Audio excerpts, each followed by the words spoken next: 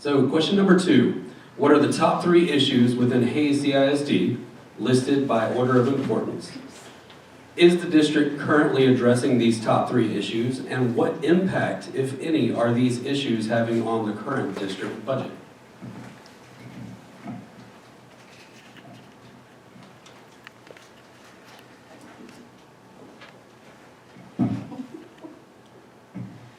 Sound like a broken record. Exactly my platform. We need to, there's not a level of importance. The thing is that they're all equally important. So we need safe and equitable education. We need to transition to a whole child education system. And we need to provide support and empowerment to our teachers and other educators and staff. One of the things that's really important to know is that there is more money that's available that we can access if we are creative and we work hard at researching and developing these programs. I don't believe that the district budget has enough financial support of special education. I think that that's an area in which we just kind of toss them a few and say make do. They need more money. We need to really expand that program and make it something that we can be proud of. Thank you.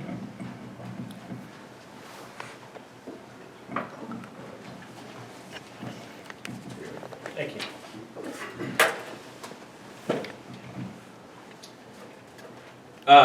Okay, well, thank you for the question. It's a great question. Order of importance, I don't really believe in an order of importance. There are a lot of things that need to happen and nothing can happen at once. Something I say in my business as a consultant is change is hard. Everyone who I work with, at some point in time picks up the phone and calls me and says, hey, I know that I need to change. And trying to move things in a different direction when it comes to education, it seems like we've been more reactive than we have been proactive. I think that, as I was talking about before, is more, top 3 issues, or 3 issues I'm going to say, is investing more money and time in teachers and in our kids, and giving them more specialized education on a consistent basis, not just a part-time basis. The second thing would be teachers, is how are we addressing teacher turnover, teacher retention, more competitive salary compensation in other districts.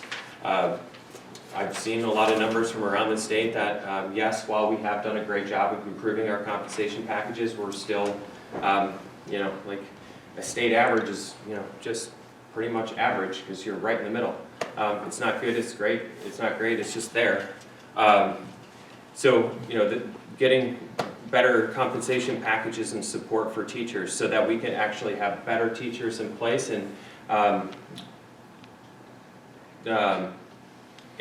we're those teachers that are in our system now are wanting to stay here for the long term, and investing in them and making a priority to allow them to get better at their the things that they're most interested in. I think is something we need to invest in as well. And also with teachers, we need to free them up so that they can focus more on the kids. Gender affirming care, look into it. It's not a teacher's job. Ready for me? Okay. First of all, let me clarify here. We have the best teachers in the state of Texas.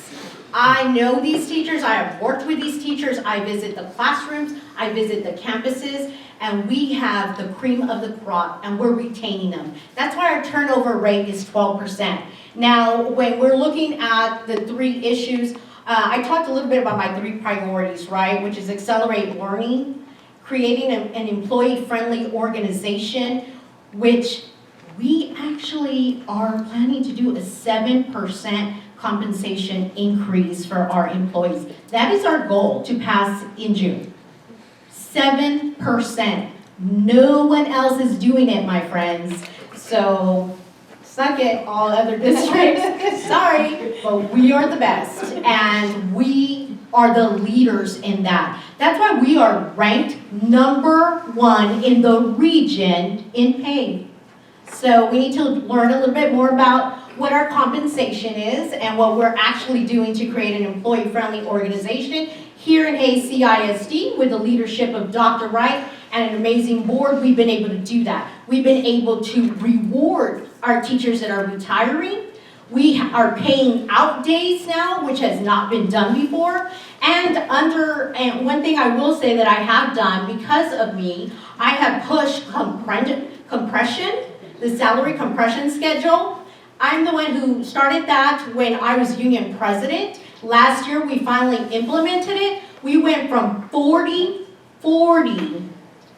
to 30 on our salary schedule.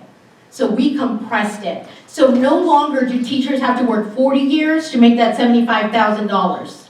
They can now make it at 30,000. So we realized that with my direction. The other thing that I brought to this district and collaborating with TSTA was our sick pool. As union president, I knew that we needed a sick pool, and you can find out more on our website. Okay, so we'll go back to the three issues, list priority. As long as we keep the singular focus that our job as a school board member is to educate our children, period. That needs to be our driving force for what we do every single day when we're sitting on this board. Now, priorities as far as teacher compensation, I've been in many meetings. This board has been very, very, very proactive on this issue.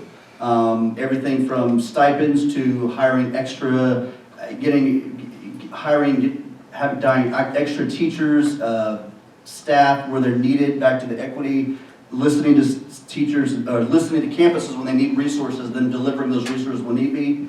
I think that's a huge thing that we're going to continue to focus on.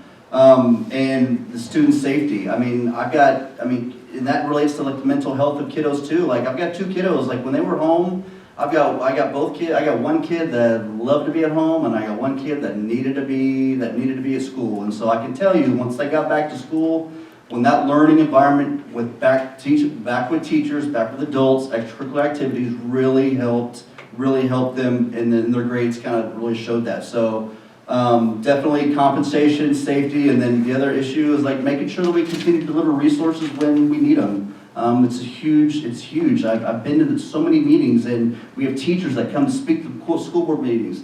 TSDA comes and speaks at the meetings. They're asking our board for what they need, and our current board has been delivering it. I hope to continue that and listening to what is needed and make sure that we're able to deliver that on a timely basis. Thank you.